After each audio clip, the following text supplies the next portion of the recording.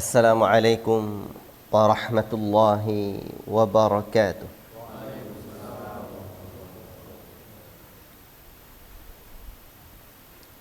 Innal hamdalillah nahmaduhu wa nasta'inuhu wa nastaghfiruh wa na'udzu billahi min shururi anfusina wa min sayyiati a'malina. من يهده الله فلا مضل له ومن يضلل فلا هادي له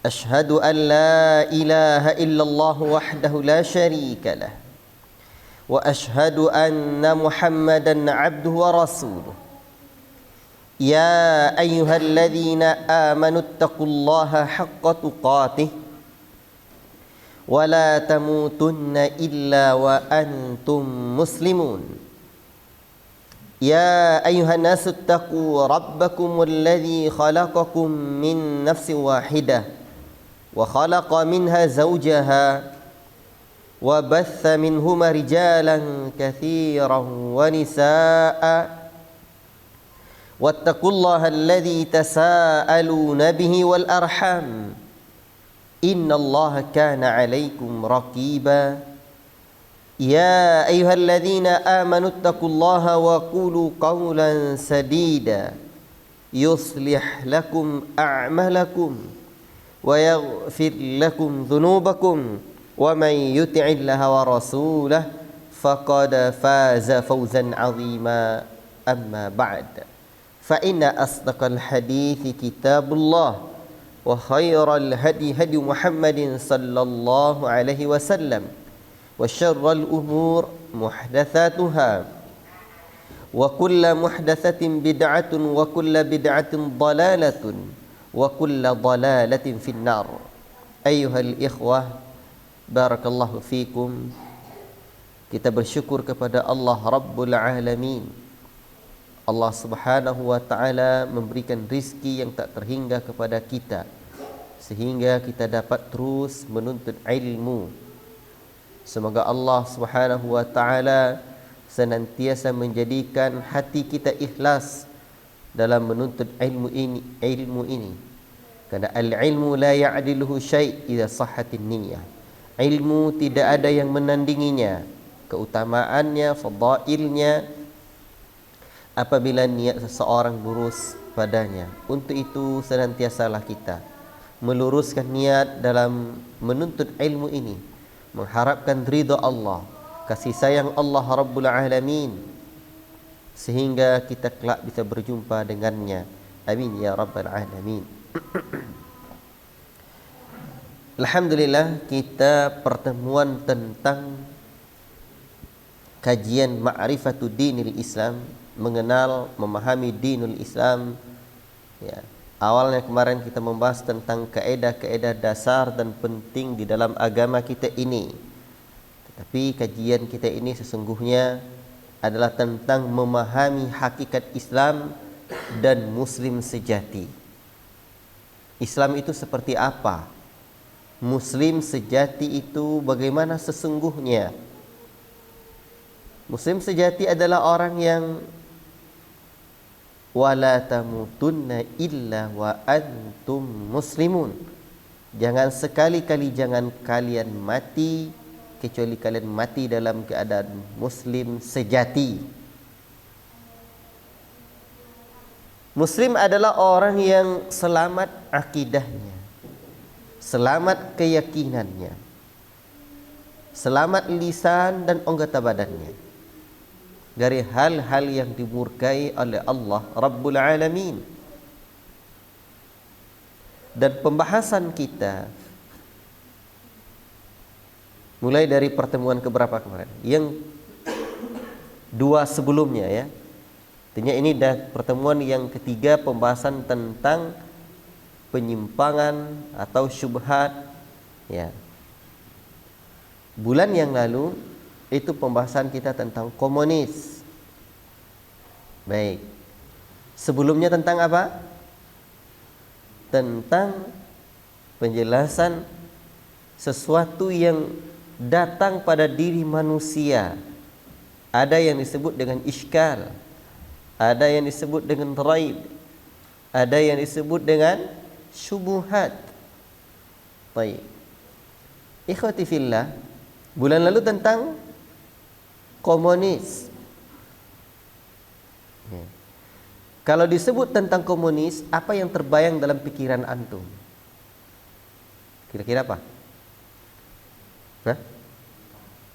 Jepang gitu ya. Apa lagi kira-kira? Itu negaranya. Hah? Mengingkari ketuhanan, ahsantum. Bahasa lainnya apa? Ateis. Walaupun tidak semua orang yang tergabung dalam komunitas komunis internasional itu ateisme, tetapi pendiri komunis itu siapa? Ahsanta, Karl Marx. Beliau ini kurang tepat untuk orang sesuatu yang tidak dimuliakan ya. Dia ini seorang yang berpemikiran ateis. Berarti pembahasan tentang komunis erat hubungannya pembahasan dengan ateis. Dan pemikiran tentang ateis ini jangan diremehkan. Jangan diremehkan. Sampai para ulama kita di Saudi sana menyebutkan kita tidak mengira sebelumnya akan sampainya pemikiran ateis ini ke negeri Saudi. Sebab durus para masyayikh banyak, kajian setiap salat di Masjidil Haram itu, Pak, di tanah haram itu di hotel-hotel itu ada tempat salat dia, ya. Itu juga ada durusnya, pelajarannya. Masjid-masjid ya, di Saudi ada pelajaran agama. Di sekolah-sekolah. Tapi ternyata itulah yang namanya bala tentara iblis. Sehingga akhirnya pemuda-pemuda Arab sebagiannya terciprat oleh pemikiran ateis. Pemikiran yang sungguh sangat bahaya sekali. Ya. Dalam bahasa Arab ateis ini disebut oleh apa? Ilhad. Mengingkari adanya Allah atau Sang Pencipta. Baik.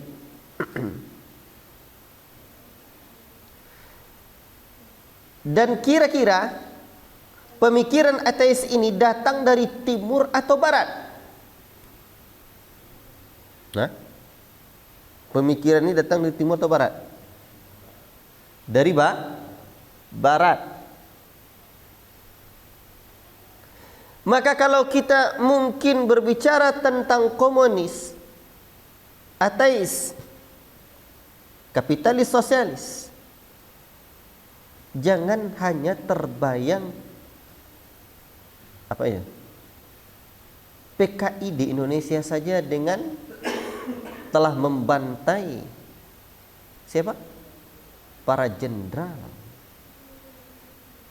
Gerakan-gerakan komunis yang telah membabi buta, yang telah menumpahkan darah manusia di berbagai daerah dan belahan dunia, sejatinya hanyalah sebagian kecil dari efek pemikiran yang membahayakan itu, yakni apa? Mengingkari keberadaan Al-Khaliq, Sang Pencipta.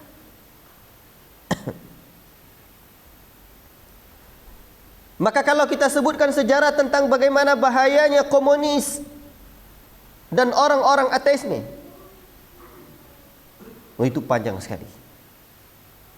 Maka untuk itu ada baiknya kita merunut kembali pada kesempatan ini. Dan saya tidak tahu apakah waktu cukup nanti untuk membantah ateis ini. Ya. Tapi ini poin penting saya rasakan. Mudah-mudahan.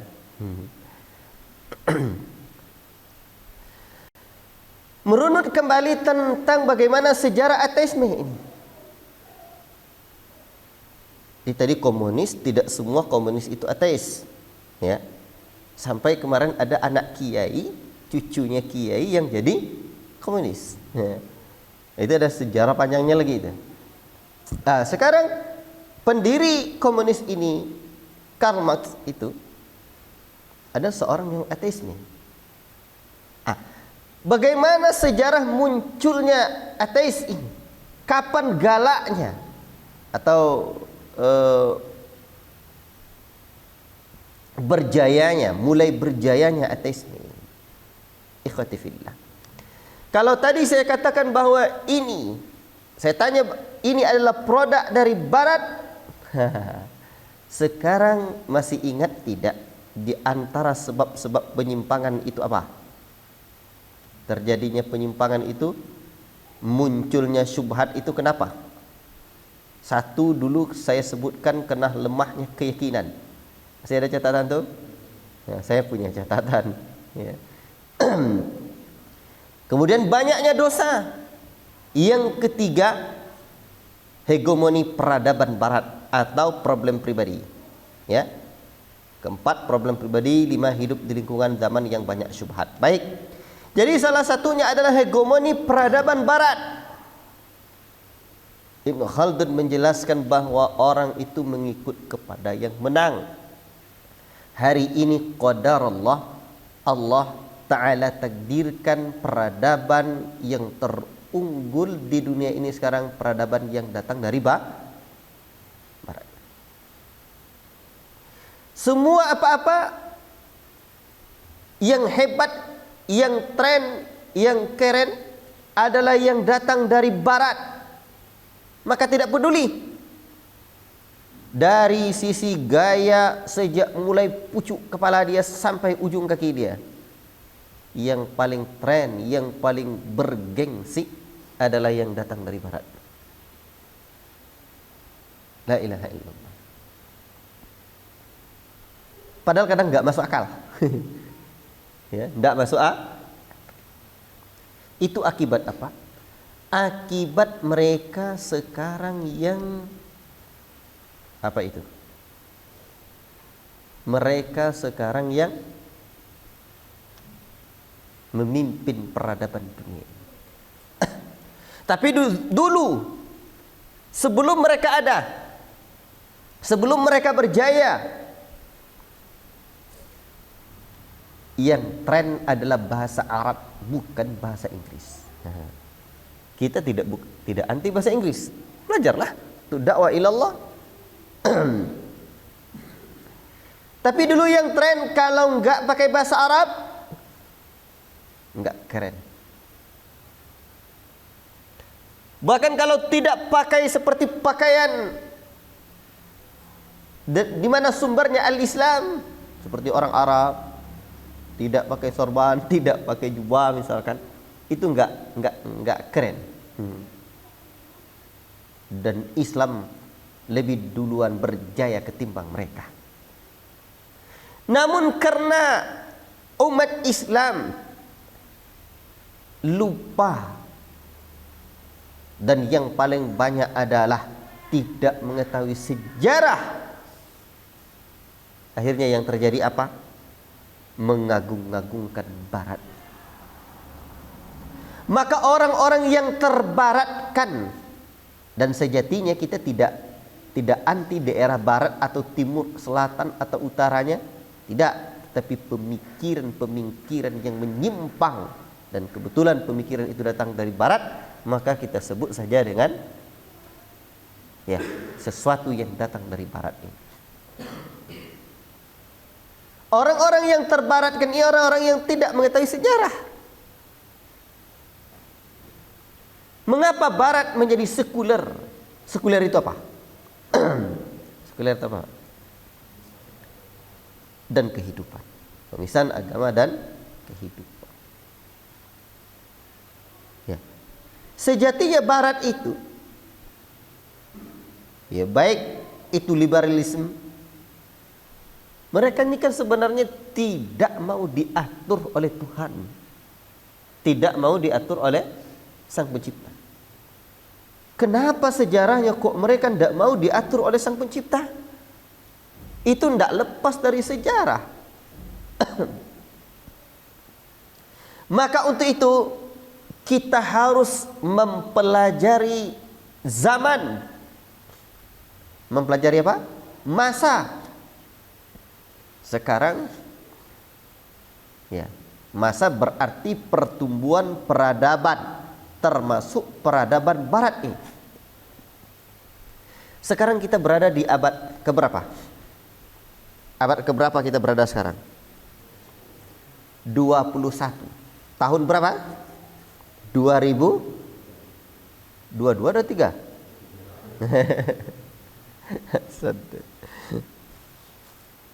Baik. Berarti kita sudah berapa persen ini dari abad 21 ini? 2, yang sudah kita lalui 20 berapa itu? 22 ya.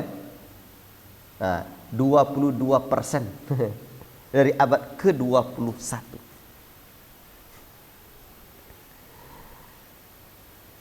Berarti sudah 20 abad lebih. Dan sekarang 20 abad lebih sejak 1 Masehi miladi ya. Sekarang ya ikhwan, peradaban yang datang dari barat ini, itu kalau kita buatkan kesimpulannya, bisa dikatakan bahwa barat itu terbagi menjadi 3 fase. Fase pertama, fase awal, itulah dia fase Yunani Romawi. Fase kedua, fase pertengahan. Fase pertengahan. Dan ini jarang dimunculkan. Dan disinilah nanti disebut dengan fase kegelapan. Fase apa? Fase kegelapan. Dan yang ketiga baru apa? Peradaban yang sekarang. Peradaban sekuler. Pemisahan kehidupan dari agama. Akibat apa? Ini kan anti agama. Terlahir dari trauma terhadap agama. Akhirnya karena tidak tahu, umat Islam pun ikut-ikutan, yang sejatinya peradaban itu terlahir dari peradaban trauma terhadap agama. Bagaimana ceritanya? Ikhwati fillah, barakallahu fiikum.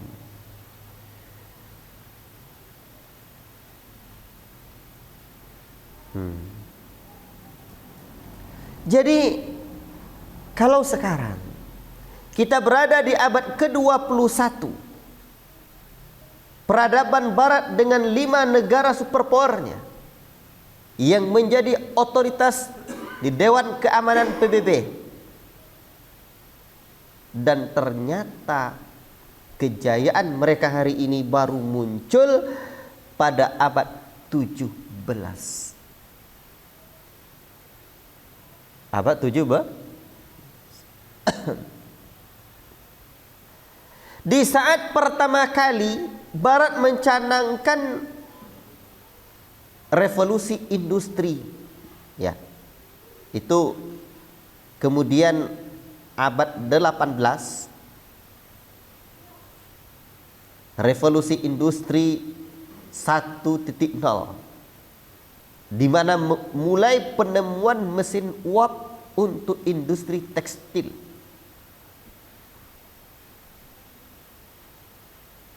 Dan itu sekitar abad 1740-an miladi ya. Dan sampailah sekarang revolusi industri terus berlanjut ya. Dan semuanya itu tolak ukurnya apa? sains, apa-apa yang belum ditemukan. Jadi peradaban barat baru 3 abad berjaya mereka ini. Namun sejatinya dari sisi pemikiran mereka merujuk pada abad awal mereka, bahkan yang disebut dengan SM sebelum Masehi. Pada periode-periode Yunani kuno di mana dikenal ada tokohnya yang bernama Sokrates, Aristoteles, apalagi Plato, dan mereka ini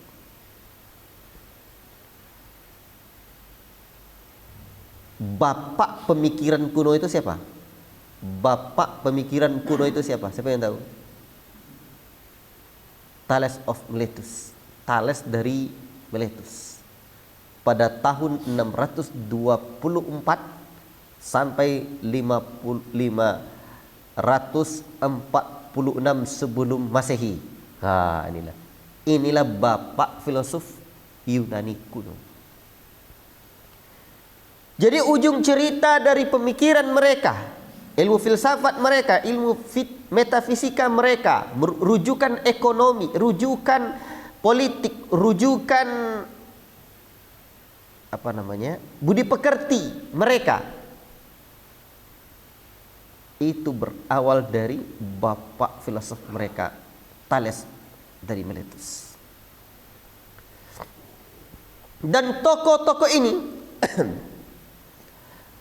kita akrab, atau yang lebih tepatnya diakrabkan kepada anak-anak muda, pelajar-pelajar kaum muslimin di berbagai belahan dunia. Antum kenal tokoh-tokoh ini, dengar nih dulu sejak sekolah apa? Sejak SD ya? Ikhwati fillah. Jadi nanti diajarkan prinsip ekonomi, prinsip budi pekerti, filsafat pemikiran, rujukannya yang sebelum Masehi tadi. Nanti muncul tokoh-tokoh di abad yang ke-17. Abad 17 itu muncul tokoh Darwin, ya. Apalagi tokoh-tokoh di abad, ya, Newton dan yang lain-lain. Namun tidak dimunculkan kepada kita tokoh-tokoh yang sebelumnya.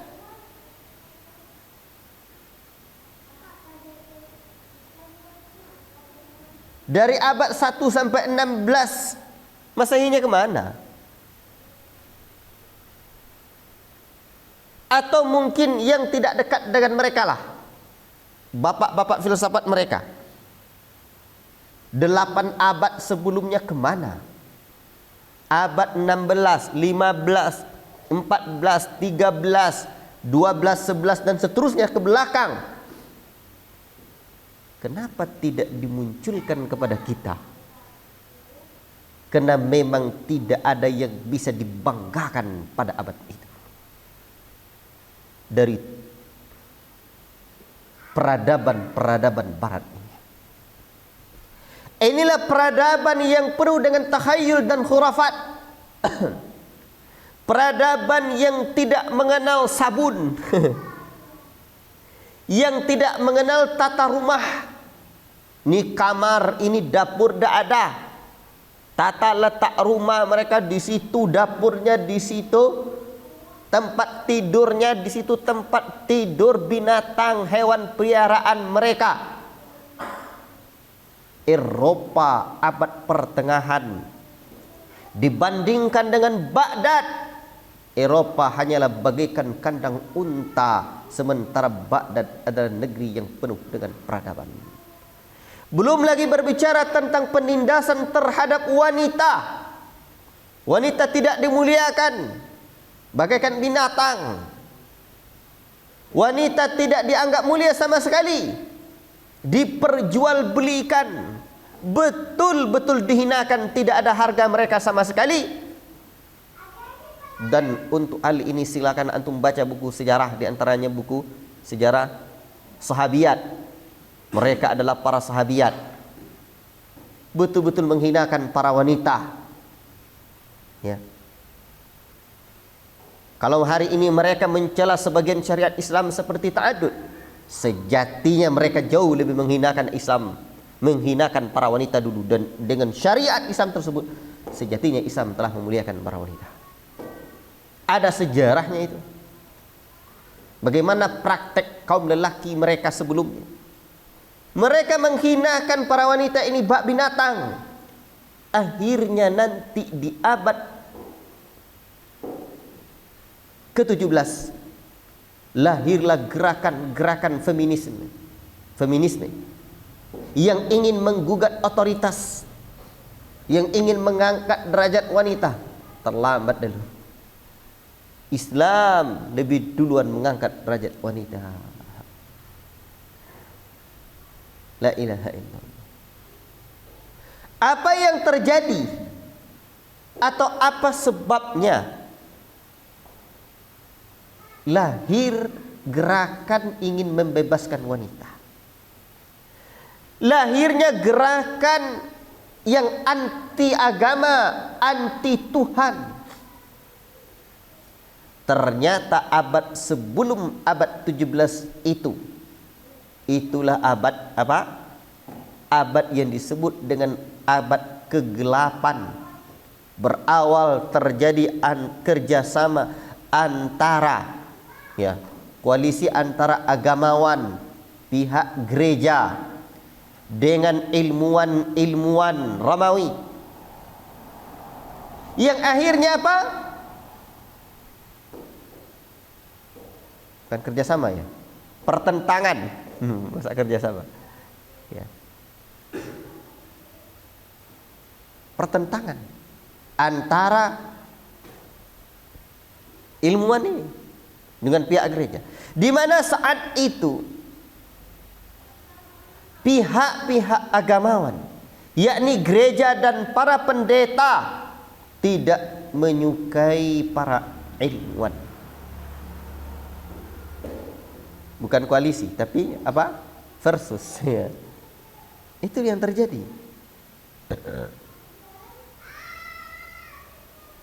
Tapi sebenarnya awalnya kerjasama itu berawal dari kerjasama, namun kerjasama ini akhirnya memunculkan apa? Memunculkan kebencian terhadap para ilmuwan.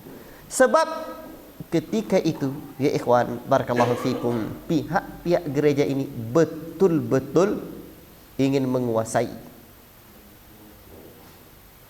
Di kemudian hari, pihak agamawan ini betul-betul berseberangan fatwanya dengan para ilmuwan yang menemukan berbagai macam sains. Ya.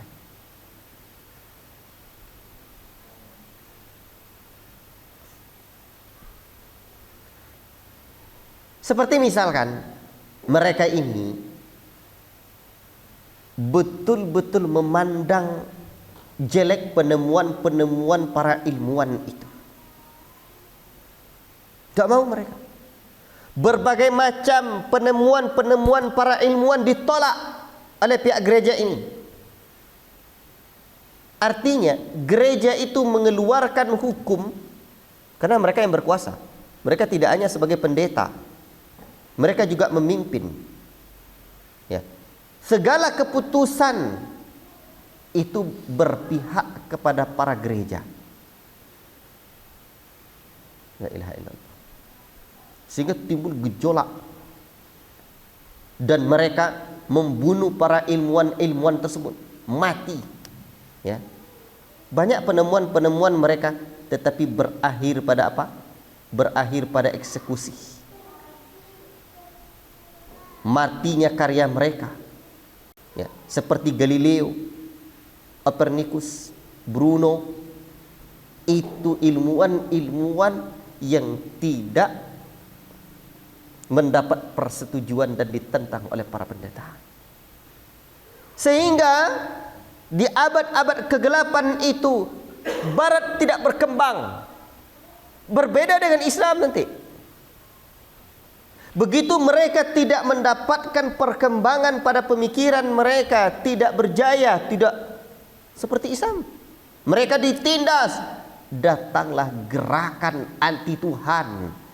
Datanglah gerakan yang mengatakan bahwa agama adalah candu, merusak. Ini dia. Maka lahirlah di abad-abad itu apa? Orang-orang yang berpemikiran berbagai macam, yang intinya menolak agama, menolak hidup ini diatur oleh Tuhan, sekuler. La ilaha illallah. Sebab nalar mereka tidak dihormati. Bukan hanya wanita yang tidak dipandang, pemikiran mereka tidak dihargai. Beda dengan Islam. Ikhwati fillah, barakallahu fikum. Maka di saat itu lahir berbagai pemikiran-pemikiran.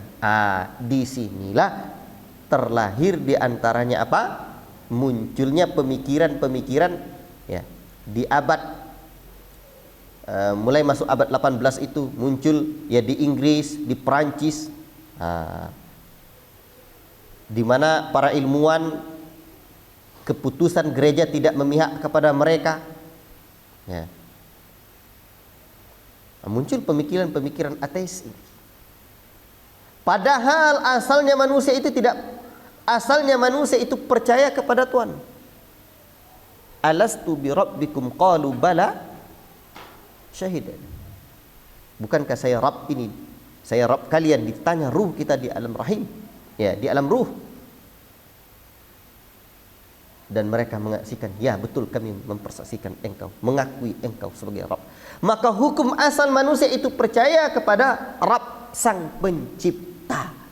Namun karena tragedi kemanusiaan ini, karena para pendeta dan agawan bertindak semena-mena, tidak berkembang, berbeda dengan Islam. Bahkan ada seorang Belgia yang disebut dengan bapak sains dunia bernama John Sarton menyebutkan bahwa peradaban sains dilanjutkan oleh Islam di abad ke-8. Ya, dan ternyata umat Islam mempelajari sains, mengembangkan sains, dan akhirnya mereka berjaya berangkat dari keinginan mereka beragama, berkhidmat untuk agama, menyebarkan agama ini dan memberikan kemaslahatan kepada umat Islam dan manusia pada umumnya. Berbeda dengan mereka yang mematikan. Maka Islam pun berjaya di abad-abad kegelapan tersebut. Lihatlah bagaimana kejayaan umat Islam sejak mulai zaman Khalifah Rasyidin. Terus Islam berjaya. Rasul wafat, Jazirah Arab telah masuk Islam. Dilanjutkan Islam dan perkembangannya ini sampai zaman khilafah, ya. Zaman Umar bin Abdul Aziz, oh dahsyat. Baitul Mal berjaya. Terus masuk Islam ke berbagai belahan dunia, masuk ke barat. Masuk Islam sampai ke mana? Andalusia sana. Ke Spanyol. Islam berjaya. Lebih kurang sekitar 8 abad lebih kurang. Luar biasa. Maka lihatlah sejarah. Sumbangsi peradaban Islam terhadap barat tak takkan pernah bisa terbayar oleh mereka lagi.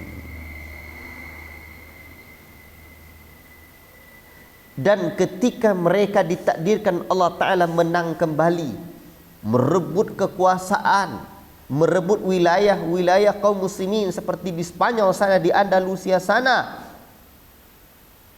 mereka betul-betul menindas. Ini sedikit tentang sejarah perjalanan mereka. La ilaha illallah. Berbeda dengan kita punya sejarah. Sejarah kita sejarah yang memotivasi kaum muslimin untuk memiliki ilmu. Dan kaum muslimin, para ulama, membagi ilmu tersebut menjadi 2 atau 3. Ilmu fardu ain, ilmu fardu kifayah, dan ilmu mustahab. Dan ilmu fardu kifayah diantaranya ilmu sains, ilmu skill yang akan mendukung tersebarnya al-Islam. Allah. Maka kalau ada orang-orang Islam yang terbaratkan, berarti mereka adalah orang-orang yang kembali ke zaman kegelapan. Zaman kegelapan. Baru itu mereka berjaya. Awal abad 17, baru 3 abad. Bahkan kerajaan Islam terakhir runtuh itu di mana? Di Turki Utsmani. Tahun berapa runtuhnya? 1924 Miladiyah. Baru mereka ini berjaya. Diganti oleh siapa? Yang meruntuhkan kerajaan Turki Utsmani siapa? Mustafa Kemal Atatürk. Diganti hari libur menjadi hari apa? Ahad, ya. Digantinya penanggalan kaum muslimin, ya, sejak sebelumnya Hijriyah kepada Miladiyah, dan berbagai atribut, berbagai syiar-syiar Islam pun ditiadakan, termasuk azan. Bahkan lonceng-lonceng untuk memberikan isyarat, ya, di sekolah dan berbagai tempat itu pun dimunculkan. Artinya sekarang kalau ada pemikiran ateis, pemikiran sekuler, orang-orang sekularisme, orang-orang kapitalisme, orang-orang komunis, sosialis, sejatinya mereka muncul akibat trauma dengan pola pikir siapa? Para pendeta. Trauma dengan pola pikirnya para agamawan. La ilaha illallah. Beda dengan agama kita. Itu tadi. Siapa nama John Sarton tadi? Bapak sains dunia itu. Itu bukan itu orang non muslim itu. Ya. Mereka pun mengakui, dia pun mengakui Islam mengembangkan skill, pengetahuan, sains tersebut. Dan umat Islam mengembangkan itu, katanya, dari sejarah yang ada tak dapat dielakkan, karena berangkat dari keinginan agama mereka. Namun sejatinya tokoh-tokoh, orang-orang yang memunculkan pemikiran-pemikiran menyimpang tersebut, ya, mereka juga tidak terlepas ingin memandang dunia ini. Ya. Nanti ada yang tokoh seperti Darwin, ya, Faraday, Newton, dan yang lain-lainnya itu, mereka juga nanti berpikir melahirkan sebuah pemikiran-pemikiran atau yang disebut dengan worldview, pandangan mereka terhadap dunia ini, pandangan mereka terhadap alam semesta ini. Maka ada yang memandang, alam semesta ini terlahir dengan sendirinya. Alam semesta ini, itu pemikiran materialisme, ada dengan sendirinya. Nanti ada lagi yang liberal. Sekarang kita baru pembahasan tentang ateisme. Maka ateisme ini atau ateis ini ada pula macam-macamnya. Pembahasan tentang ateis sejatinya adalah bagian dari penyimpangan terhadap tauhid apa? Tauhid apa ini? Tidak percaya pada Tuhan. Berarti penyimpangan terhadap tauhid apa? Rububiyah. Kesyirikan berarti menduakan Tuhan, menduakan Sang Pencipta. Dan ternyata ilhad, tidak mengetahui Sang Pencipta, juga ini sangat membahayakan. Ya. Mengingkari adanya Tuhan, la ilaha illallah. Inilah orang-orang yang disebut dengan apa? Ateis, ya. Baik, ikhwati fillah, barakallahu fikum. Berarti ini pembahasan kita pembatal tauhid rububiyah. Pembatal tauhid rububiyah. Tidak meyakini adanya Sang Pencipta. Ikhwati fillah, barakallahu fikum. Sejatinya umat Islam sudah saya sebutkan tadi, atau umat manusia ini, asalnya manusia ini adalah orang yang yakin dengan adanya Sang Pencipta. Berarti keyakinan itu datang tidak berangkat dari fitrahnya lagi, ada dari syubhat yang datang dari luar. Ya. Maka orang-orang di kurun manapun, di generasi manapun, sejak zaman Nabi Adam, mereka mengakui adanya Rabb. Ya. Dan pemikiran-pemikiran menyimpang ini itu datang belakangan. Ya.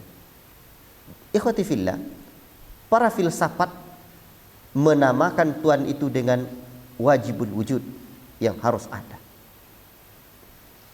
Dan alam ini itu disebut dengan mumkinul wujud. Ya. Dan tentang perkara ini, kan ateisme itu ada beberapa model nanti. Maka sebelum membantah mereka, ada baiknya kita menyebutkan bahwa ateisme itu ada beberapa model. Pemahaman-pemahaman dan penyimpangan-penyimpangan baru tentang Allah ini, tentang Tuhan ini. Satu yang disebut dengan al-madhhabur rububiyyah, yaitu pemahaman yang meyakini adanya pencipta alam semesta yang azali, wajibul wujud, yang telah menyusun aturan-aturan alam ini,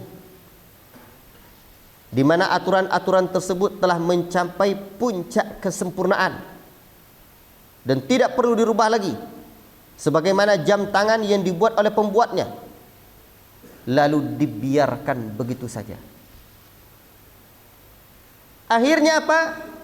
Jam tangan itu pun telah berjalan secara otomatis dengan sendirinya.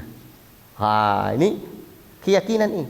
Penganut pemahaman ini meyakini mengenal Tuhan maka cukup dengan menggunakan akal untuk melihat tanda-tanda yang ditunjukkan alam semesta. Mereka meyakini tidak perlu harus adanya wahyu khusus dari Tuhan. Ini golongan pertamanya. Maka akhirnya mereka pun mengingkari wahyu dan kenabian. Itu golongan. Ini masalahnya di sini. Dan menurut mereka, atau mereka mengingkari seluruh agama ini, agama hanya dibuat untuk menipu dan memperdaya manusia. Pemahaman ini muncul abad 18, ya. Dan ini berasal dari Prancis. Orang yang mentanarkan keyakinan ini, Voltaire, dia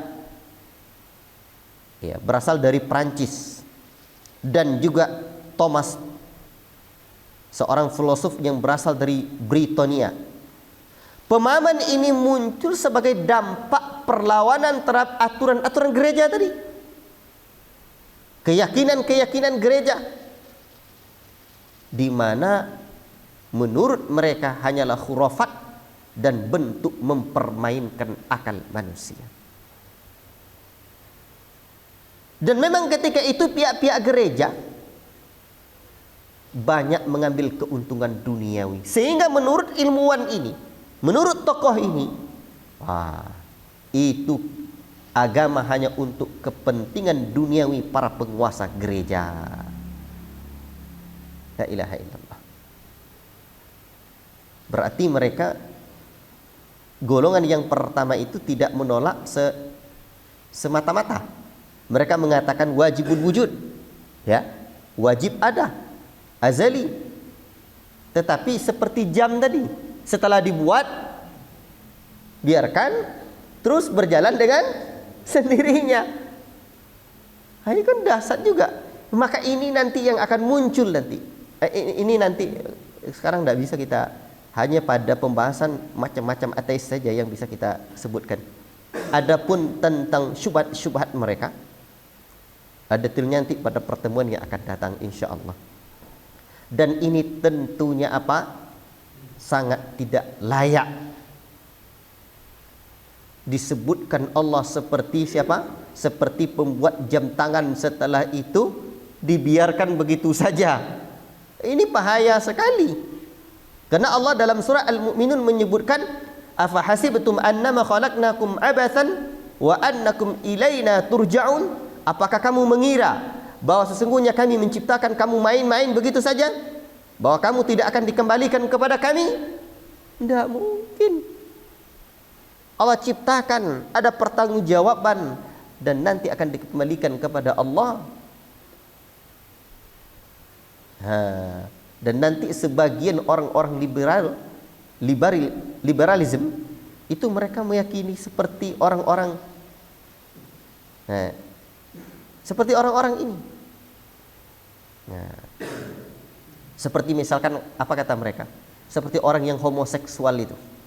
Itu mereka katakan, ngapain Tuhan ngurus-ngurus masalah esek-esek kayak gini katanya. Kurang ajar kali ucapannya. Tapi itulah yang terjadi. Artinya sang pencipta tidak perlu ngurus hubungan seksual seperti ini. Kenapa pula mengharamkan homoseksual? La ilaha illallah. Dan sebagian mereka mengatakan Tuhan tidak ikut campur dalam urusan kebebasan beragama, berakidah. Itu golongan pertama. Ateisme yang pertama. Apa namanya dalam bahasa Arab tadi? Al-madhhabur rububi, ar-rububi. Itu golongan yang pertama ini, al-madhhabur rububi. Yang kedua, inilah golongan al-ilhad. Yaitu keyakinan tidak adanya Tuhan. Alam ini adalah azali atau terjadi begitu saja tanpa sebab tertentu. Tidak ada sebab. Dan nanti, tapi mohon maaf saya belum sempat untuk membantah syubhat ini secara detail pada kesempatan ini nanti. Ya. Dan antum harus runut, ya. Jangan sampai syubhatnya masuk aja. Ya. Yang kedua ini al-ilhad adalah yang meyakini tidak adanya Tuhan. Pemahaman ini pun terbagi menjadi dua bagian. Pertama namanya al-ilhadul qawiyyu. Al-ilhadul qawiyyu, ateis yang kuat, yaitu meyakini bahwa Tuhan memang tidak ada. Namun model ilhad seperti ini jarang didapati sekarang. Karena telah menyinggung para penganut agama dan menyerang agama secara langsung. Jadi al-ilhadul qawiyyu yang yaitu meyakini bahwa Tuhan memang tidak ada sama sekali itu jarang sekarang. Maka ada kelompok yang kedua yang disebut dengan al-ilhadud dhaif, ateis yang lemah, yaitu belum beriman dengan adanya Sang Pencipta. Jadi pemahaman ini membawakan pemahaman ateis itu dengan lebih lembut. Yakni mereka menyatakan bahwa dalil-dalil yang dibawakan oleh para pengikut ini, pengikut agama, belum cukup kuat untuk menunjukkan bahwa Tuhan itu ada. Jadi kata mereka begini, kelompok agama itu, orang-orang penganut agama itu adalah orang-orang yang dalil mereka itu belum cukup kuat untuk menunjukkan bahwa Tuhan itu ada, kata mereka. Dan cara inilah yang dipropagandakan oleh pembesar ateis zaman ini. Di antara tokoh pemahaman ini adalah Victor Stenger, yaitu 2014, seorang ilmuwan fisika. Dia menulis buku yang artinya Tuhan satu hipotesa yang gagal. Bagaimana sains membuktikan bahwa Tuhan tersebut tidak ada. La ilaha illallah. Nah, ini kelompok yang kedua dari golongan ini. Ikhwati fillah barakallahu fikum. Dan nampaknya ateisme ini bisa juga dikelompokkan berdasarkan sebab munculnya menjadi tiga macam. Menjadi tiga macam. Yang pertama, al-ilhadul atifi. Ateisme yang muncul karena para penganutnya mengikuti perasaan mereka. Perasaan mereka itu tidak menerima adanya Tuhan. Ya. Hal ini terjadi karena perasaan yang tidak bisa beriman dengan takdir, atau kondisinya yang tidak sesuai dengan keinginan dia. Lahir nih, tidak sesuai dengan keinginan dia. Apa yang terjadi itu? Mereka sering berkata, jika Tuhan ada, lantas kenapa ia menciptakan keburukan dan penderitaan?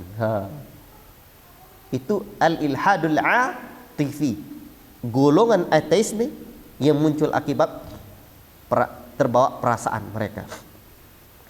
Ada lagi kelompok kedua, al-ilhadul akli, kelompok ateisme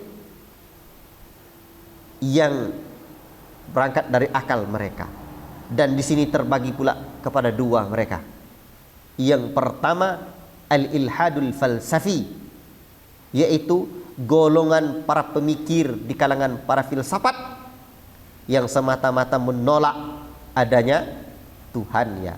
Nah, filsafat semata, di mana mereka berlandaskan filsafat atau pemikiran mereka semata sehingga menolak adanya Tuhan.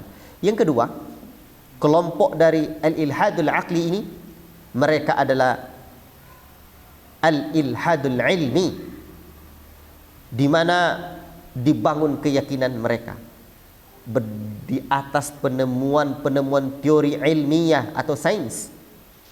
Apakah berkaitan dengan ilmu fisika, ilmu kedokteran, ilmu biologi?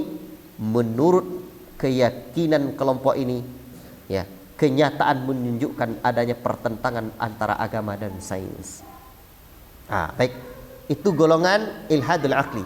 Ada kelompok yang ketiga lagi, ateisme syahwani. Apa itu? Kelompok al-ilhadu syahwani, kelompok ateisme yang mengikuti syahwat. Siapa mereka? Muncul karena menganggap bahwa agama hanyalah penghalang untuk memuaskan hawa nafsu mereka, karena terlalu banyak perkara lezat yang diinginkan oleh jiwa, oleh hawa nafsu, namun diharamkan oleh agama. Akhirnya jadi ilhad, mulhid. Jadi apa? Ateis. La ilaha illallah, la ilaha illallah. Ini kelompok-kelompok mereka. Namun karena keterbatasan waktu, insya Allah pertemuan yang akan datang, tadi malam saya sebut, kita membantah syubhat ateisme, nampaknya belum bisa. Ya, karena tadi kita panjang menyebutkan tentang sejarah peradaban barat di mana itu menjadi sumber terlahirnya pemikiran-pemikiran sesat, dan yang pertama adalah ateisme. Wallahu taala alam bisawab. Nampak ya urutannya? Ya, saya coba simpulkan lagi narasi kajian kita ini. Ini kan saya kumpulkan tulisan-tulisan tentang ini, dan nanti saya kasih judul dengan memahami hakikat Islam dan Muslim sejati. Ini bagian dari syubhat. Ya, bagian dari apa? Syubhat itu. Baik. Jadi setelah kita memahami dinul Islam, ini sumber Islam, ya, ini dia rukun Islam, keutamaan Islam, kemudian penyimpangan-penyimpangan dari al-Islam. Ini dia. Dan ternyata Islam tidak hanya sebagai, makanya din itu tidak bisa diterjemahkan seutuhnya dengan agama, tapi din aturan hidup. Islam melahirkan satu peradaban gemilang, dan sekarang ada peradaban selain dari peradaban Islam itu. Peradaban apa itu? Peradaban liberal, peradaban kapitalis sosialis, peradaban liberal ya, komunis, ya, peradaban yang lain. Dan ternyata itu berawal dari pemikiran-pemikiran, ya, yang menyimpang, dan ternyata di antara bentuk pemikiran yang menyimpang itu adalah ateis. Mereka kaum ateisme adalah orang-orang yang mengingkari adanya Tuhan. Itulah pembahasan kita sekarang, agar kita selamat, agar kita tidak menyimpang. Dan pemikiran, ini nih terakhir, pemikiran itu kadang muncul dalam akal kita, dalam diri kita, sehingga adanya riwayat yang menyebutkan juga datangnya syaitan dalam diri kita. Sampai-sampai para sahabat pun, saya akhiri dengan satu hadis ini, sampai-sampai para sahabat pun mereka mengadu kepada Rasulullah SAW. Kenapa? Munculnya dalam diri mereka. Dalam riwayat Abu Hurairah radhiyallahu taala anhu, dan ini ada beberapa hadis tentang ini. Di antaranya dalam riwayat Muslim, ja'a nasun min ashabin nabi, datang manusia, sekelompok manusia dari sahabat-sahabat Nabi sallallahu alaihi wasallam, fasa'aluhu, lalu mereka bertanya kepada Nabi, inna najidu fi anfusina ma yata'azamu ahaduna ayyatakallama bihi. Apa kata sahabat-sahabat ini? Sesungguhnya kami mendapati dalam diri kami ada sesuatu yang teramat besar kami dapatkan dalam diri kami untuk dibicarakan. Berat, besar kali perkaranya. Waqad wajadtumuhu. Apa kata Nabi? Kalian mendapati pemikiran seperti itu? Perasaan seperti itu? Qalu na'am ya Rasulullah. Betul. Maka Nabi pun menyatakan, dzaka sarihul iman. Itulah bentuk nyatanya keimanan kalian. Apa sebab? Dalam diri, ya, dandak sang pencipta tu. Seperti dalam hadis yang lalu kita sebutkan bahwa siapa pencipta ini? Allah. Siapa pencipta? Tuhan, pencipta Allah. Inilah ternyata tidak hanya muncul pada manusia-manusia zaman ini, namun juga timbul pada diri manusia di kalangan para sahabat Nabi sallallahu alaihi wasallam. Namun ketika kita tolak dan mereka mengadu kepada Nabi sallallahu alaihi wasallam, sampai para sahabat mengatakan berat untuk disampaikan, besar kali untuk diungkapkan, diutarakan, berarti mereka menolak. Maka wajar Nabi menyebutkan dzaka sarihul iman, itu bentuk nyatanya keimanan. Jadi jangan sampai dalam diri kita, ya ada anak pencipta ini, bahaya ini. Maka syubhat itu apa caranya kemarin? Awalnya kan raib, ya. Awalnya apa? Iskal, atau menjadi raib dia bimbang. Bisa-bisa dia menjadi apa? Syubhat. Kalau syubhat itu makin kuat, itu harus dibongkar. Tidak bisa kalau tidak disampaikan hujah dan dalilnya. Maka jalan yang terbaik untuk menangkal semua ini adalah al-ilmu, mempelajari ilmunya. Wallahu taala alam bisawab. Kita cukupkan sampai di sini pelajaran kita hari ini. Banyak-banyak berlindung kepada Allah Subhanahu wa taala sebagaimana Ibrahim alaihissalam berlindung dari apa? Kesyirikan, bukan hanya untuk dirinya tapi juga berlindung dari kesyirikan ini, ya. Wajnubni wa baniya an na'budal asnam.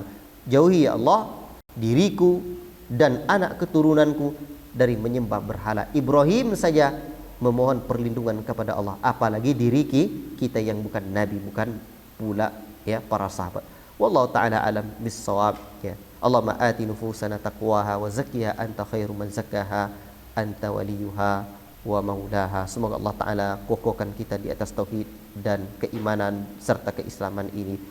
Subhanakallahumma bihamdika asyhadu an la ilaha illa anta astaghfiruka wa atubu ilaik. Wassalamu alaikum warahmatullahi wabarakatuh.